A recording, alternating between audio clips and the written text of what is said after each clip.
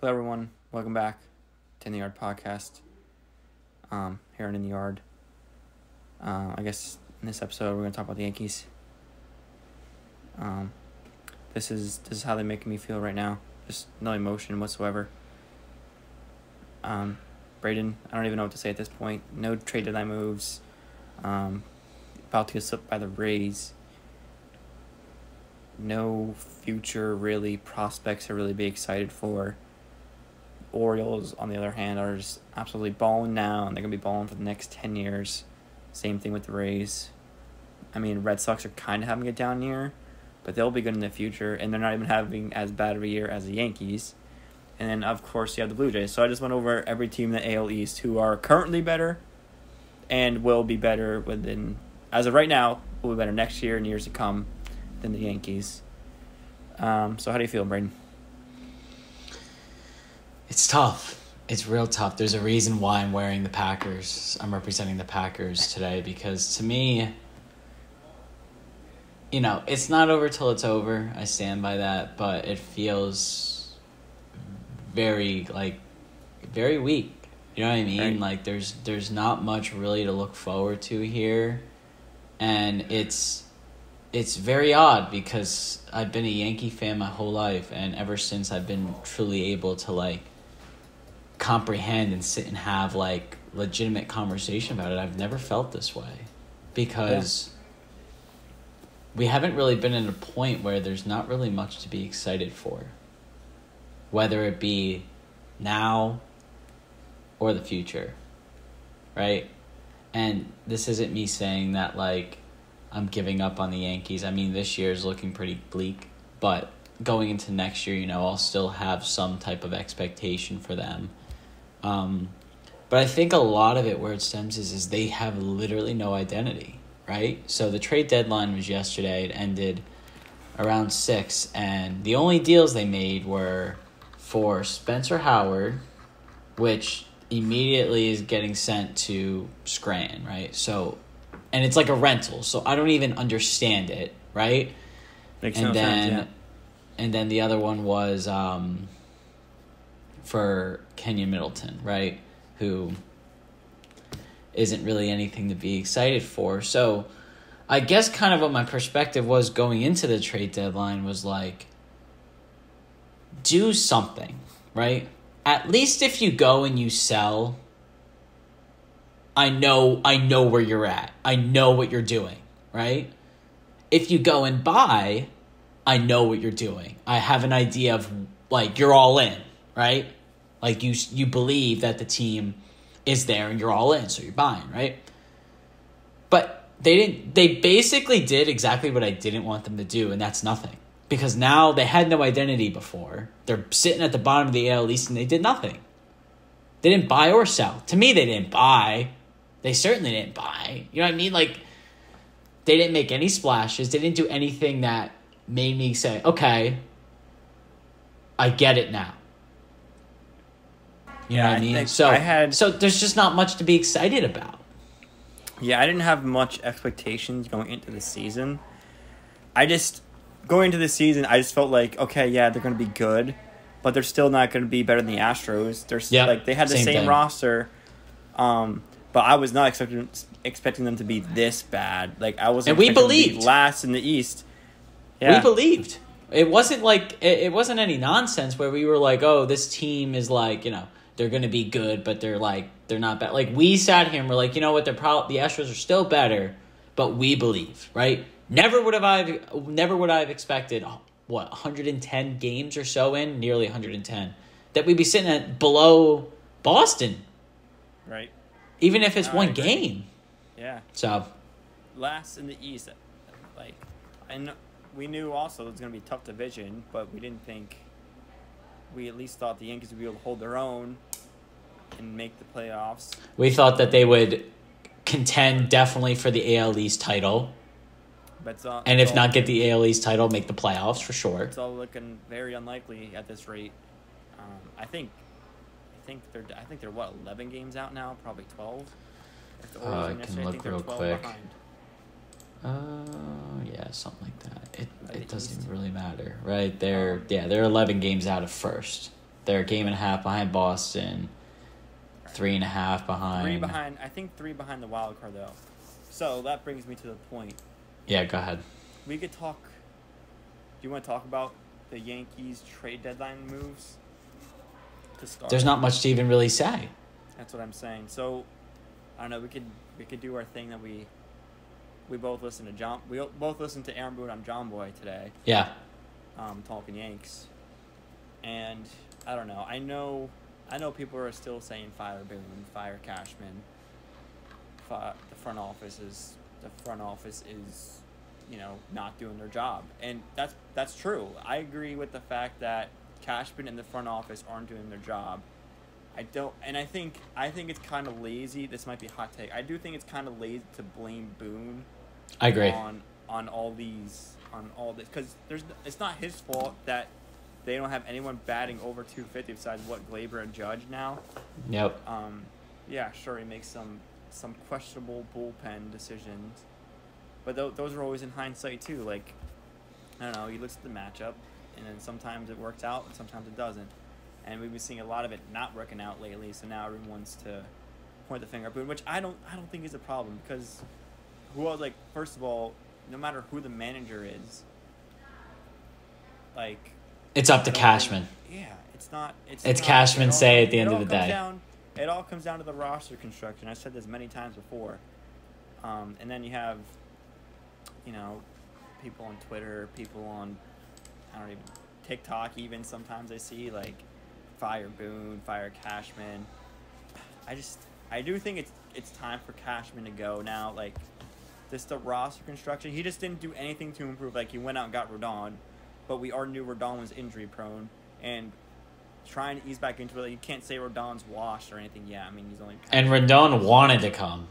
Yeah, it wasn't like it was some, like, huge splash where, like, it kind of came out of nowhere. Like, Rodon wanted to be a Yankee. So, it didn't take much convincing. Right. And then you have Boone. I don't know where I'm going. So anyway, I don't think all the blame should be on Boone. I mean, I know there is one thing, like, he doesn't really hold the team accountable. He holds himself more accountable, really, but, like, I feel like it's just not sincere, like, in the press conferences and, like, the post-game interviews and all that. It's just not sincere, and I just feel like it's the front office telling him what to say. I mean, I'm sure many of you know this, but, yeah, I don't think we should be putting the blame on Boone just yet. It's not his fault that the numbers... Like, I think they have the second... They have the worst batting average in the league and the second least amount of hits or something, but right in front of the A's. So I don't know. I just my little tidbit, my hot take there. I just can't put on the blame on Boone. I think it all started with the front office and Brian Cashman being incompetent in the offseason this year, and it's coming back to bite him now. Yeah.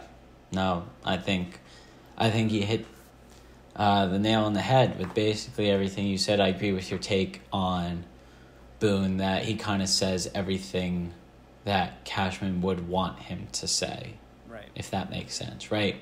He's I understand fine at taking his own accountability, but when it comes to the players... guys, I understand. Yeah. When it comes to your guys, listen, like, accountability is everything in this world, right? At the end of the day.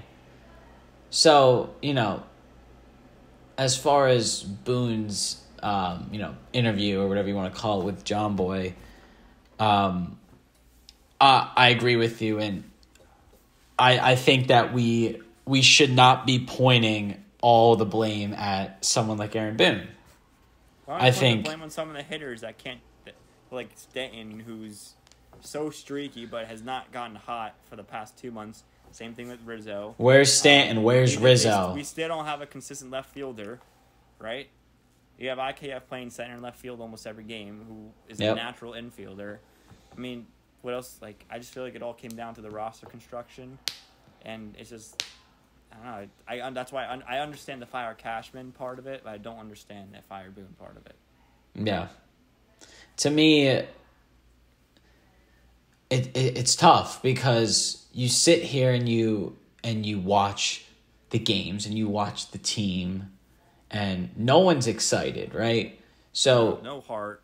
There's no heart. No one's excited. No one's like peppy, and you can understand why, because they're definitely in a tough spot right now.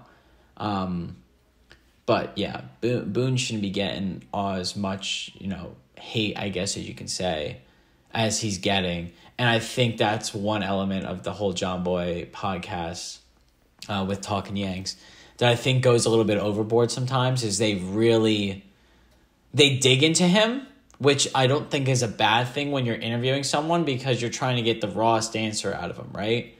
Right. But it almost seems that the questions as of late are all steered toward, like, not directly saying, like, you're the problem or, like, you need to fix this right now. It's just kind of like, they're kind of almost hating. Yeah, I like the John Boy and Jake interviews with him. So do I. Because I feel like they could go deeper, but they kind of draw that line. Yeah. Like, where, okay, like, we can't step too far, or else he's not going to come back on, or else it's going to get ugly, Yeah. But there's been a couple times. Yeah. There's been a couple times where I've been like, that would piss me off if I were to be asked that. You know what I mean? But I know, but yeah, and they push it like just enough where it's not too far. It's not too soft either. Like, it's like right. It's like, I feel like it's a good good sweet spot. yeah. So if you haven't, I'm sure if you're listening to us, you've listened to Talking Yanks. But if you haven't, go check them out. They have interviews with Boone every Tuesday or Wednesday, I think. And they release the episode the next day. Yeah. So yeah, that was my take. I don't know. And it's the little things too. Yeah. It's the little things too that add up, right? And It's today the Johnny today. Yeah, it's the Herman thing today. It was the Johnny Brito thing. That was a really weird, whatever that was. I don't think we're getting the full story on that, because it's like, oh, he can't play, but then the doctor cleared him at 5 or whatever it was, 5 or 6 p.m. Like Boone said today, Domingo couldn't throw Sunday. Like, couldn't throw. Like, he couldn't throw the ball. And then Monday he was fine again, and like to throw out of the bullpen, like, doesn't make any sense to me. I think this was said on the broadcast of that. To me, it's a showcase. What can we get for him? You know what I mean? Right. For Johnny, right? Like, let's put him out there, and he got boat raced, and then, he goes in there and pitches like 5 scoreless innings, but it was too late. Yeah. So it is what it is. You can't do anything about it now, but you really questioned those decisions. Yeah. Also, I wanted to say, I feel like the Yankees, they finally string some hits together in like the 7th, 8th, 9th inning, when they're already down like 6-1, and like it's too like late. Too late. Like, why don't you start from the first inning? I don't know why they have that urgency. I don't get it. This is another thing. Like, do you notice that too when they play? Like, they don't. It's like they don't start hitting. I know starting pitching is gonna be better than the bullpen almost. Of course. Obviously. But still, like, I just feel like they have that more urgency, that more like aggression on the bases. They're better at bats, just like later in the game. And like, why are you not doing this all game? Why do you wait till you're already down 5 runs to start putting together, stringing some together? I'm with you. And to kind of steer the conversation back toward the trade deadline, and we'll talk about other teams as well, right? I'd love to know, like, Bader wasn't in the lineup yesterday. I'd love to know what kind of offers were out there for someone like Bader. As much as I love Bader, he's on an expiring contract. If you're Bader, do you want to be around this next year? Yeah, you know what I mean? I'd love to know Wandy and IKF and even Bader. I'd love to know what offers were out there. Mm-hmm. You know what I mean? Even though, as much as I love Bader and I like Wandy, I'd love to know what the options would have been there. So, right. But anyway, go ahead. I bet you the offers just weren't high enough. Like, that's another thing. Like, they're so bad. I don't think teams want them. Like, Bader's batting like 240 something. Doesn't get on base. Doesn't steal bases. Like, he's a good locker room guy, though. He's a good locker room guy. You know what I mean? IKF is having a solid season, like, for a utility role. But you're not getting much for him. Yeah, exactly. Like you're not going to get much for utility. As great as as great as he's been filling in this role, you're not going to get top 3 prospects for a utility guy. You know what I mean? Yeah. So yeah, again, I just think it all comes back to the poor roster construction. So they had no one to deal and then no one to buy because they couldn't move anyone.